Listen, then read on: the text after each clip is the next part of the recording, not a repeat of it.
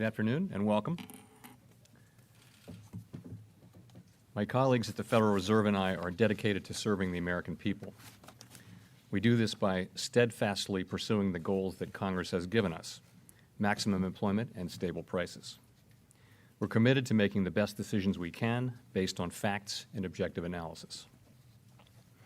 Today, we decided to lower the interest rates for the third time this year.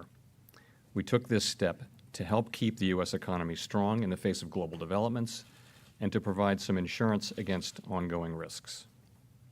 As I will explain shortly, the policy adjustments we've made since last year are providing, and will continue to provide, meaningful support to the economy. We believe that monetary policy is in a good place. The U.S. economy is in its 11th year of expansion, and the baseline outlook remains favorable. The overall economy is growing at a moderate rate. Household spending continues to be strong, supported by a healthy job market, rising incomes, and solid consumer confidence. In contrast, business investment and exports remain weak, and manufacturing output has declined over the past year. Sluggish growth abroad and trade developments have been weighing on those sectors. Looking ahead, we continue to expect the economy to expand at a moderate rate, reflecting solid household spending and supportive financial conditions.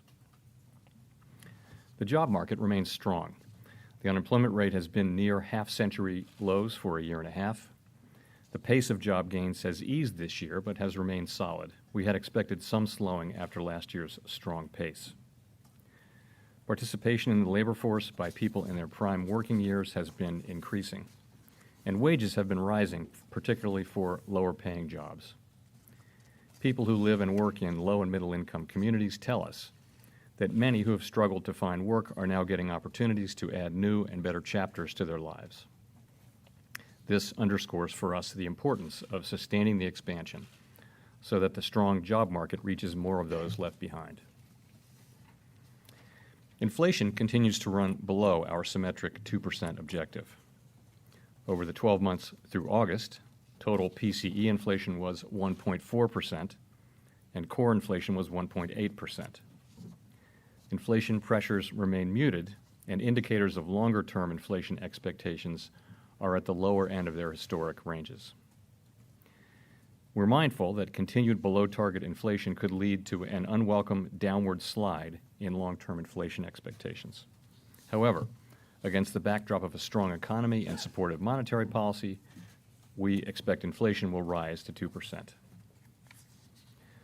Overall, we continue to see sustained expansion of economic activity, a strong labor market, and inflation near our symmetric 2% objective as most likely. While this has been our outlook for quite some time, our views about the path of interest rates that will best achieve these outcomes have changed significantly over the past year. As I mentioned, weakness in global growth and trade developments have weighed on the economy and pose ongoing risks. These factors, in conjunction with muted inflation pressures, have led us to lower our assessment of the appropriate level of the federal funds rate over the past year. In both July and September, we reduced the target rate for the federal funds rate by 1/4 percentage point, and we did so again today, bringing the range to 1.5 to 1.75%. The policy adjustments we've made to date will continue to provide significant support for the economy. Since monetary policy operates with a lag, the full effects of these adjustments on economic growth, the job market, and inflation will be realized over time. We see the current stance of monetary policy as likely to remain appropriate, as long as incoming information about the economy remains broadly consistent with our outlook of moderate economic growth, a strong labor market, and inflation near our symmetric 2% objective. We believe monetary policy is in a good place to achieve these outcomes. Looking ahead, we'll be monitoring the effects of our policy actions along with other information bearing on the outlook as we assess the appropriate path of the target range for the Fed funds rate. Of course, if developments emerge that cause a material reassessment of our outlook, we would respond accordingly. Policy is not on a preset course. Let me end with a few words about our technical monetary policy operations. In January, we made the key decision to continue to implement monetary policy in an ample reserves regime. In that operating framework, we control the federal funds rate primarily by setting our administered rates, not through frequent interventions to actively manage the supply of reserves. In the transition to the efficient and effective level of reserves in this regime, we slowed the gradual decline in our balance sheet in March, and we stopped it in July. In response to the funding pressures in money markets that emerged in mid-September, we concluded that it would be appropriate to maintain over time a level of reserve balances at or above the level that prevailed in early September of this year. To achieve this ample level, we announced on October 11 that we would purchase Treasury bills at least into the second quarter of next year, as well as continue temporary open market operations at least through January. These actions are purely technical measures to support the effective implementation of monetary policy as we continue to learn about the appropriate level of reserves. They do not represent a change in the stance of monetary policy. In particular, our Treasury bill purchases should not be confused with the large-scale asset purchase programs that we deployed after the financial crisis. In those programs, we purchased longer-term securities to put downward pressure on longer-term interest rates and ease broader financial conditions. In contrast, increasing the supply of reserves by purchasing Treasury bills only alters the mix of short-term assets held by the public and should not materially affect demand and supply for longer-term securities or financial conditions more broadly. Thank you. I will be happy to take your questions. Michael McKee with Bloomberg Radio and Television. So I guess the question is this it? Do you consider rates to be accommodative enough now to achieve your goal of sustaining the expansion? And as far as Global Wall Street's primary question, what kind of change in the economy would cause you to reassess? Some sort of significant deterioration in what? So what we've said, to repeat, is that we see the current stance of policy as likely to remain appropriate as long as incoming information about the economy remains broadly consistent with our outlook. And we say that really because both of the performance of the economy and the stance of policy.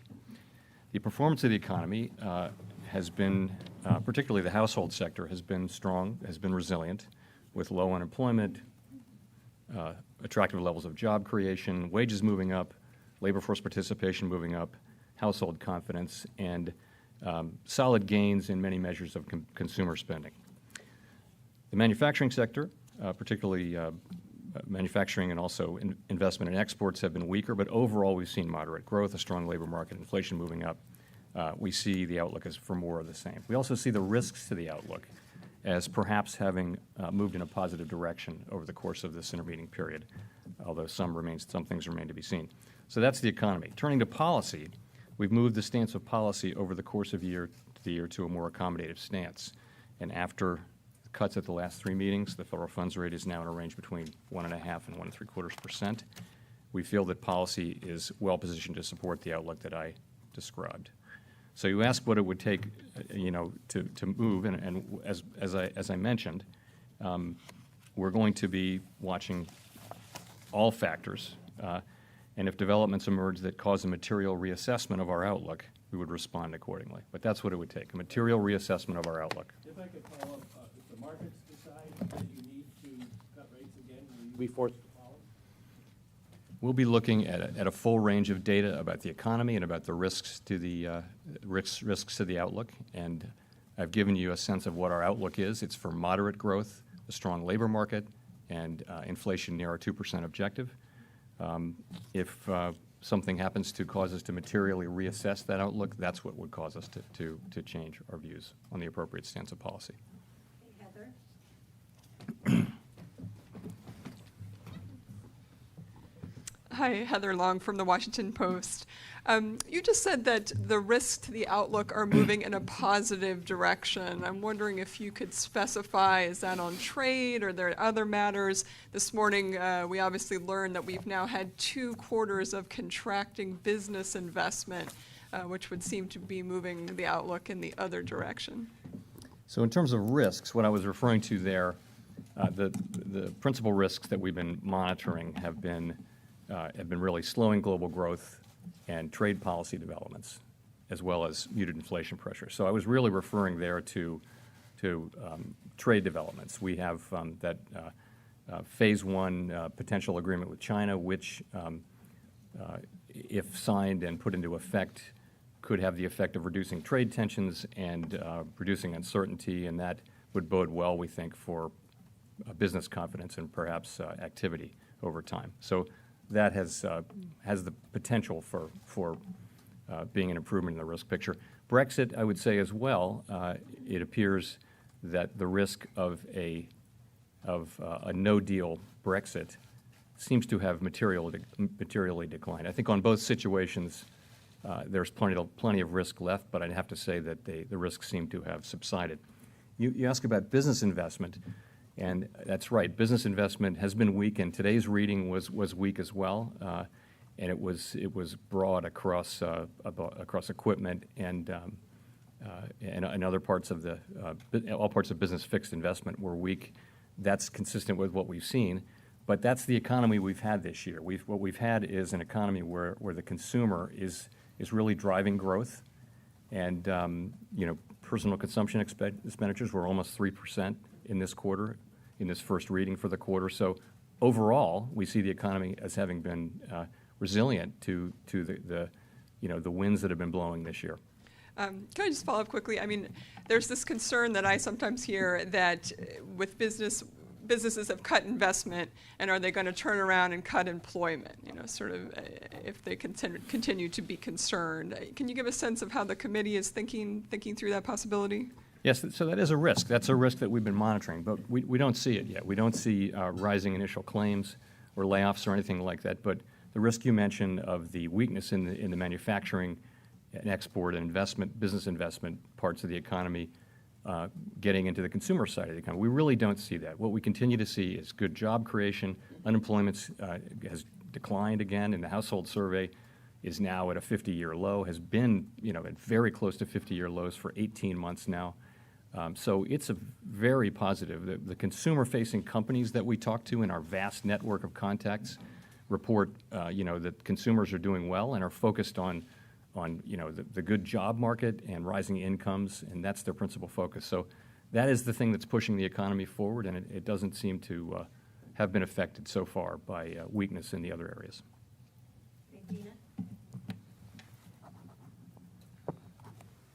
Gina Smilik, New York Times. Thanks for taking our questions. So you've previously sort of compared this rate cutting cycle to the insurance cuts in the 90s. And in both of those instances, the Greenspan Fed took those cuts back after a while. They raised rates again fairly quickly. And I guess I'm just curious what the onus is for doing that in this cycle. What would make you guys decide it's appropriate to raise interest rates again? So the reason why we raise interest rates is because, generally, is because we see inflation as moving up or in danger of moving up significantly. And we really don't see that now. Inflation moved down in the first quarter of this year. We thought that was due to some extent to idiosyncratic or transient factors. That turns out to have been the case, so it's moved back up. But it seems to be settling in below 2%. So we really don't see that risk. And inflation expectations have also kind of moved down and sideways, both surveys and market-based over the course of this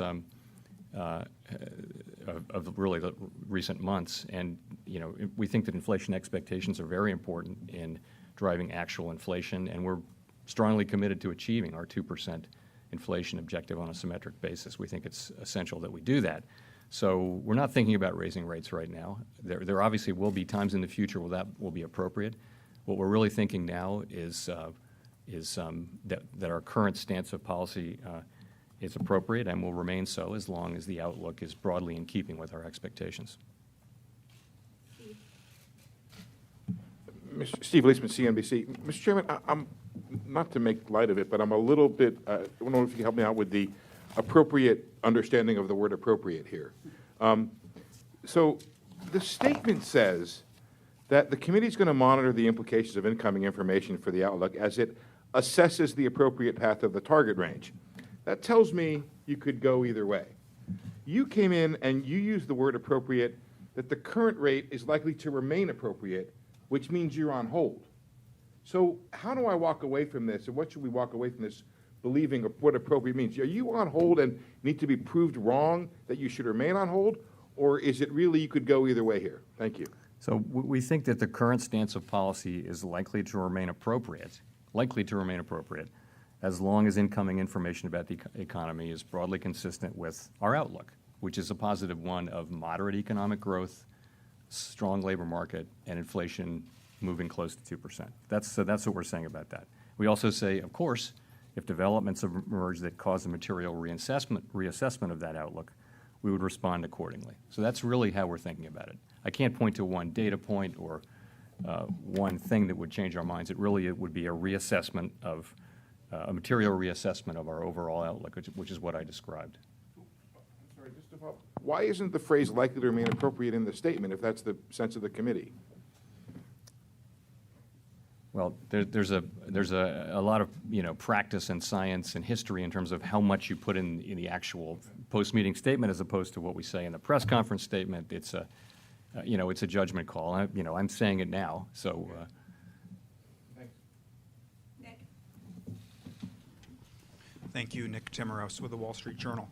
You described the recent slide, Chair Powell, and inflation expectations as unwelcome. You said that inflation expectations are very important. What, if anything, would the committee be prepared to do to address this slide in inflation expectations if it continued? So, as I mentioned, we do think that inflation expectations they're quite essential, quite central in our framework of how we think about inflation. We need them to be anchored at a level that's consistent with our symmetric 2% inflation goal. We think that we need to conduct policy in a way that supports that outcome. That's what we're doing now. We're also, as part of our review, looking at potential innovations, changes to the way we think about things, changes to the framework that would lead us, that would be more supportive of achieving inflation on a symmetric 2% basis over time. That's at the very heart of what we're doing in the review. It's too early to be announcing decisions. We haven't made them yet, but we're in the middle of thinking about ways that we can make that symmetric 2% inflation objective more credible by achieving symmetric 2% inflation. And it comes down to using your policy tools to achieve 2% inflation. And that is the thing that must happen for credibility in this area. So we're committed to doing that. Do you think that review might be announced to the public? So we're in the middle. We're really quite in the middle of it now. And my thinking is still that it will run into the middle of next year. These changes to monetary policy frameworks they don't happen really quickly, let's say. Inflation targeting took many years to evolve. I don't think we'll take many years here. I think we'll wrap it up around the middle of next year would be my guess. I have some confidence in that. Edward Lawrence with Fox Business. Thank you, Mr. Chairman, for taking this. So how big of a change then to monetary policy would there be if you get some of that uncertainty cleared up, specifically the Phase 1 China trade deal finished and USMCA ratified? How big of a change could that be to the monetary policy as it stands here? And could we see rate cuts next year? Or rate hikes next year, I'm sorry. Rate hikes for next year. Yeah, because I've heard the argument that trade's causing the uncertainty is keeping the prices low. I've heard that argument from a Fed president from one of the districts. So you remove that uncertainty, prices then would naturally rise. So then could there be a point, or I guess my question is how big of a impact on monetary policy would removing that uncertainty? So I would just say that if we were to have a sustained reduction in trade tensions, broad reduction in trade tensions, and a resolution of these uncertainties, that would bode well for business sentiment, which is trade uncertainty has been weighing on business sentiment in our judgment and the judgment of many analysts. And ultimately, it could affect activity. I wouldn't expect that the effects on activity or confidence would be immediate or would there be immediate effects in economic activity. I think it would take some time after the recent things, but I do think it would be quite positive over time. You come back to the question of raising rates, so that's really about inflation. And we haven't yet, we just touched 2% core inflation, to pick one measure. just touched it for a few months, and then we've fallen back. So I think we would need to see a really significant move up in inflation that's persistent before we even consider raising rates to address inflation concerns.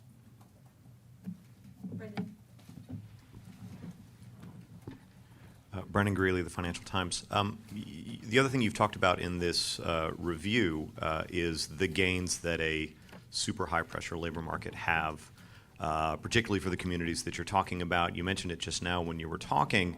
If that's something that you're identifying and that's something that the Fed is learning more about this year, why not continue to push those gains, particularly for people who are reentering the labor force?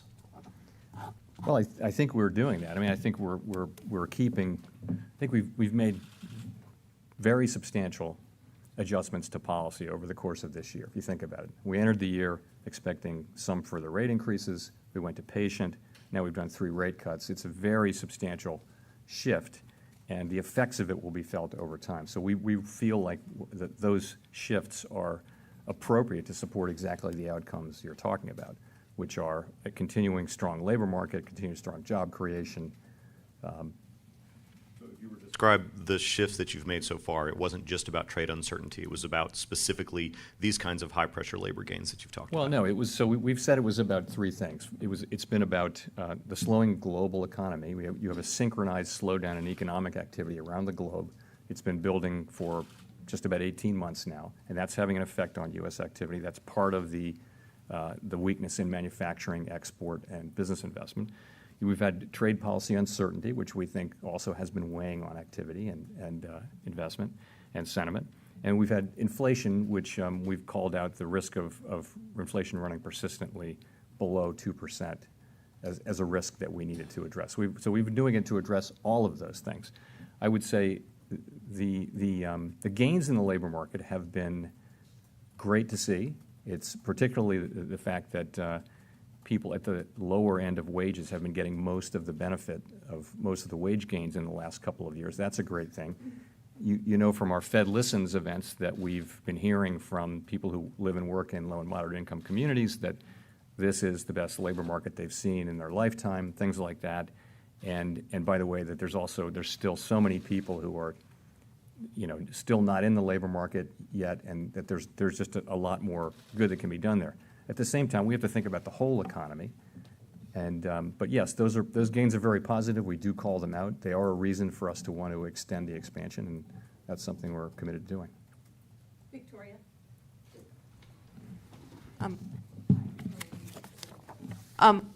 The Fed's balance sheet, you all recently resumed purchases of Treasury bills, and I was just wondering, how long do you expect that to continue? And given the fact that the repo operations, it seems like the Fed is having to increase the amount of liquidity, temporary liquidity that it's injecting into the system. Do you still feel like it's just that there is not enough reserves in the system? Do you feel like you have a good sense of what's going on there? Okay, so on the how long, what we said is that we expect bill purchases to continue at least into the second quarter of next year. And we've said that temporary open market operations we expect to continue, I think, at least until the end of January, I believe. Yeah, the end through January. In terms of the causes, so there's a lot of forensic work going on by us and by market participants and all kinds of analysts. And one thing is that we think we need reserves to be back up to the level, the minimum level of reserves that we can have during the various fluctuations that you see with reserves is something like 1.45 trillion or a little higher, and that's the level in early September. So we're going to be adding reserves to get back to that place. That's one thing. There are also it may be one thing that was surprising about the episode was that liquidity didn't seem to flow as one might have expected. We had surveyed the banks carefully about what was their lowest comfortable level of reserves, and many banks that were well above that level did not take that excess cash and invest it in the repo market at much higher rates. They didn't do that. And so the question is why, and are there things that we can do that adjustments that we could make that would allow liquidity to flow more easily in the system without in any way sacrificing safety and soundness or financial stability. So we're looking at those. Those are not things that can happen, that can really address the situation in the short term, but those are a range of things that we're looking at as well. Howard Schneider with Reuters, and thanks for the questions. I wonder if you could give us a little more texture on sort of what the strongest or most important case is for feeling that you've now taken out adequate insurance. Is it the response you're seeing in housing and other parts of the economy, arguably to the cuts made so far? Is it the fact that the risk environment out there globally has shifted a bit and abated a bit? Or is it something different, in the financial markets, the fact that the yield curve has righted itself, et cetera? Honestly, it's really there isn't any one factor. It's really the whole range of economic data, and also what we see as about our stance of policy, which we believe is the appropriate stance. It's really both of those things. Again, if you look at the performance of the economy through this, the consumer sector has been quite resilient. Witness today's GDP report. And it's just, again, all the things I went through earlier suggest that sector continues to be strong. We know that the manufacturing, investment, trade, export sector has been weak. That continues, but nonetheless, overall, we've got an economy that is showing moderate growth. And we think that today's setting, we're now at 1.5 to 1.75%. That is, we believe, an accommodative level and a level that will support that outlook that we have. Really, this is kind of a one-legged recovery, that unless you get some impetus from other things, exports, investment, that it's going to weaken further at some point? We don't see any evidence of that. What we see is that the consumer sector continues strong. Again, low initial claims. It's all the data we monitor. Obviously, a very broad range of data. We also see now, I think, more clearly the effects of more accommodative monetary policy on various kinds of consumer activity. You're seeing strong durable goods sales. You're seeing housing now contributing to growth for the first time in a while, 0.2, I think, this quarter. And you're seeing retail sales. The retail sales number, the PCE number, as I mentioned in today's release, was 2.9%. So that's good. And I think more broadly, monetary policy is also supporting household spending and home buying by keeping the labor market strong, keeping workers' incomes rising, and keeping consumer confidence at high levels, where it currently is. Okay, Scott Horsley at NPR.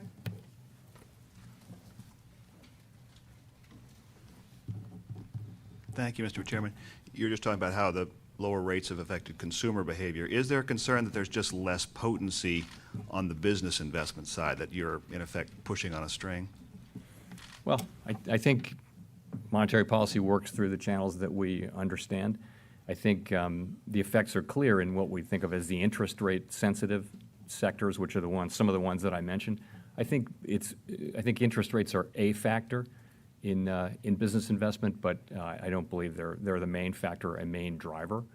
And I think what one would like to see to support greater manufacturing activity, business investment, and exports would be a global recovery.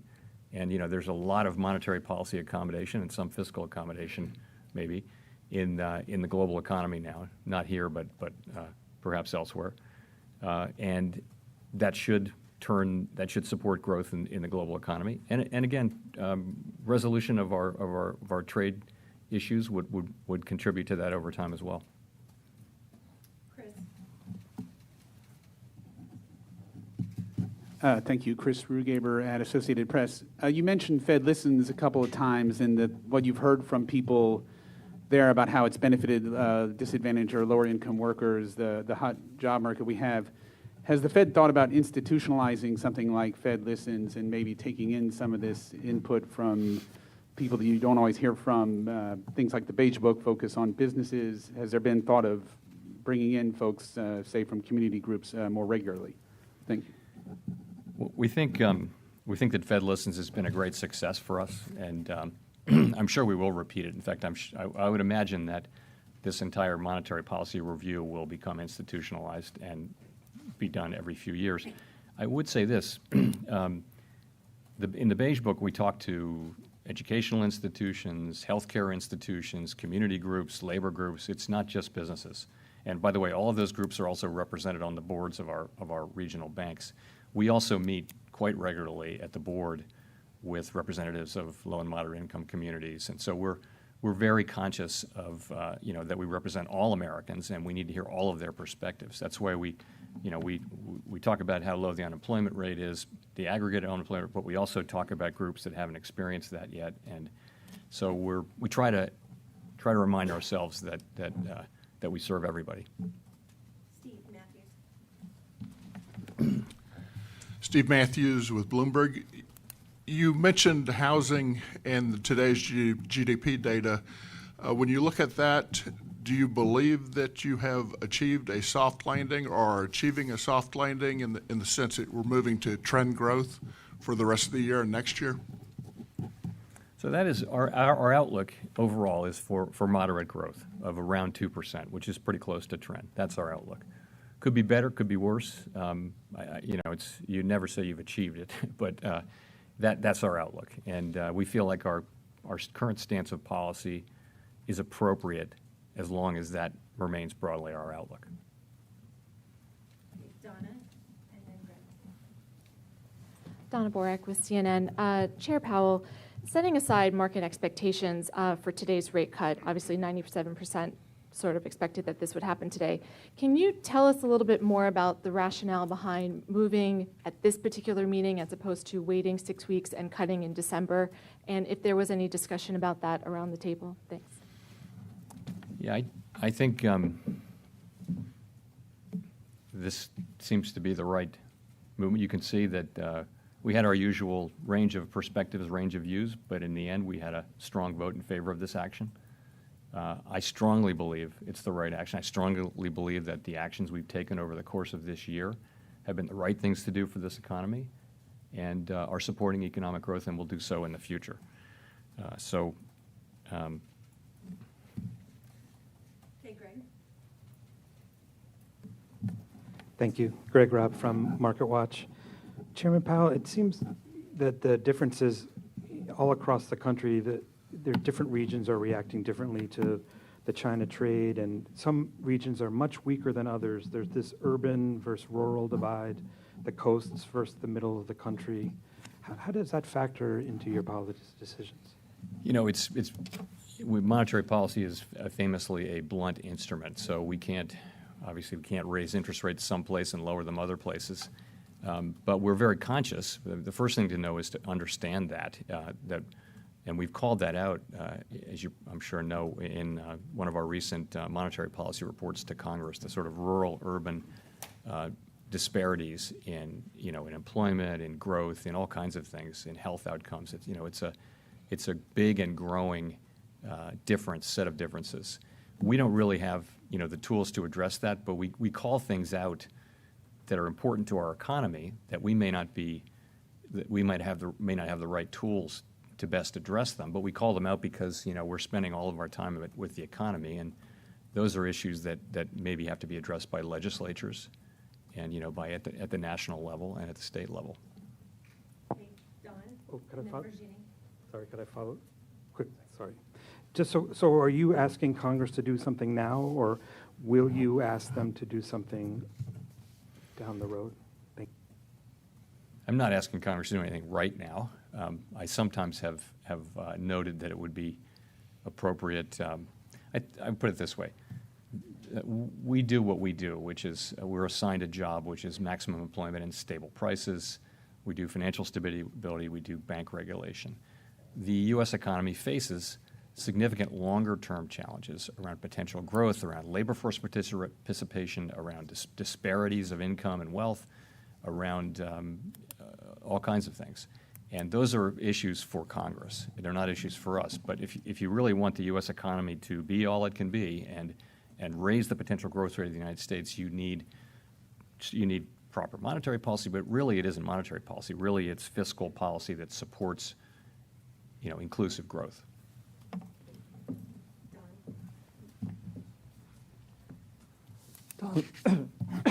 Don Lee with the LA Times. I think you said, Chair Powell, that the primary positive development in risk to the outlook was on trade, and specifically the prospects for a phase one agreement with China. But given the ups and downs of the trade dispute and that several truces and tentative deals have fallen through, are you concerned about developing monetary policy guidance, if you will, that's dependent on good part on the wins of the trade negotiations?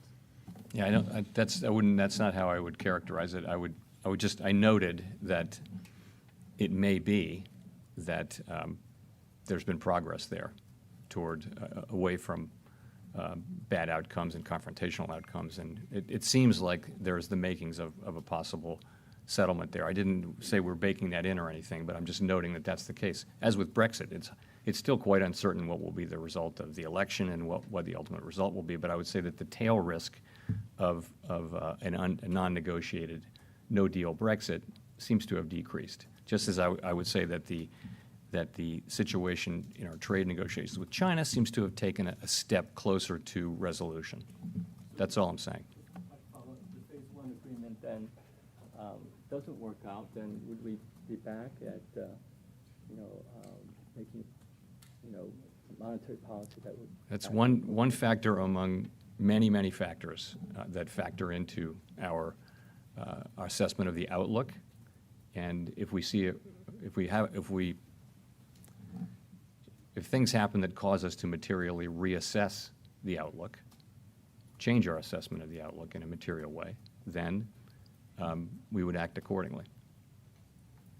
Virginie and then Paul. Virginie Montet with Agency France Press. Thank you.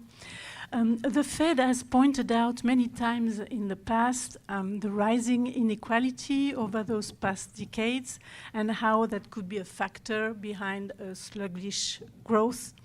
In light of the recent outcome of the strike at General Motors, do you see the union having a role to play, helping to raise lower and middle incomes and promoting more shared growth on the long run? So not for us to say what the appropriate labor arrangements will be. I will just say on the General Motors strike, it's likely to have taken away a couple.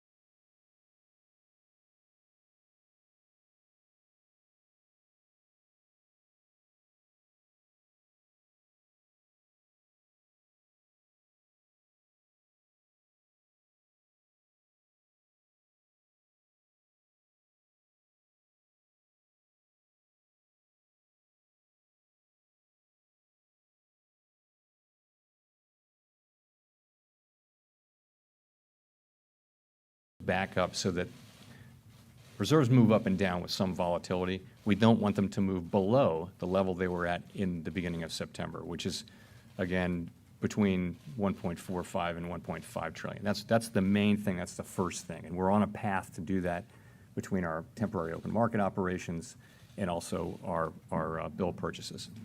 In addition to that, we're looking at it's a big, complicated marketplace, and there was one of the surprises, as I mentioned, was that banks that had told us that their lowest comfortable level of reserves was here, they were well above that, and yet they didn't deploy that liquidity when there seemed to be great opportunities to do that. That didn't happen. So why is that? And so we're doing careful analysis of that.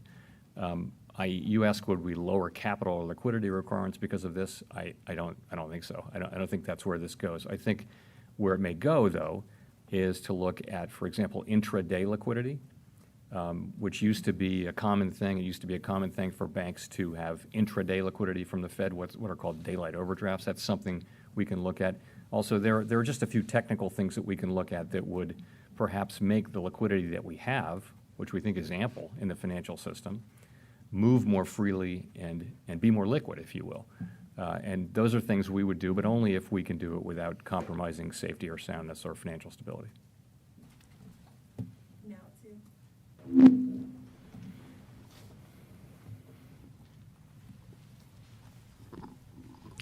Thank you very much, Chairman Powell. Now it's Aoyama from the Asahi Shimbun, a Japanese newspaper. Given this sustained level of low inflation, even in this country, do you think there seems to be a higher possibility that lower inflation expectation will remain going forward? So do you think a Japan-like situation or Japanification of chronically low inflation and interest rates, the U.S. is getting trapped by the Japanification of this situation? Do you think so? So we of course have watched the situation in Japan and now the situation in Europe, and we note that there are significant disinflationary pressures around the world, and we don't think we're exempt from those. But of course, if you look at our current inflation performance, it hasn't been anything like what we've seen in those other places. But we don't think we're exempt from those pressures, and we are therefore strongly committed to having inflation expectations anchored at a level that is consistent with a symmetric 2% inflation objective. That's what we're committed to, and we'll use our tools to achieve. So we take the risk very seriously. The risk isn't that inflation might run a couple tenths below 2%.